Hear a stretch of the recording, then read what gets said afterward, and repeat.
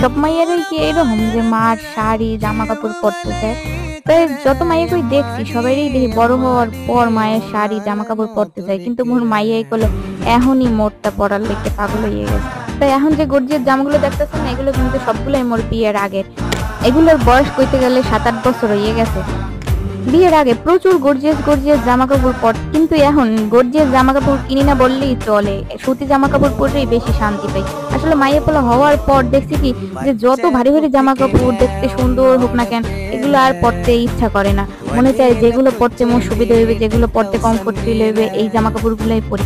এতে এখন বেশিরভাগই সুতি সফট কাপড়ের জামা কাপড় গুলাই বেশি কেনা হয়। আর এই আগের জামা কাপড় গুলা বেশিরভাগই হয়েছে কি মানুষের দিয়ে দিছি, আর দুই একটা যেগুলো যেগুলো মোর অনেক পছন্দের আসলে সেগুলো মই রাখতে দিছি। তো প্রত্যেকটা জামা দেখতেছিলাম আর একটা কাহিনী মোর মনে পড়তেছিল যে এই জামা কাপড় কিনতে গিয়ে কত দোকান ঘুরতাম, একটার পর একটা দোকান।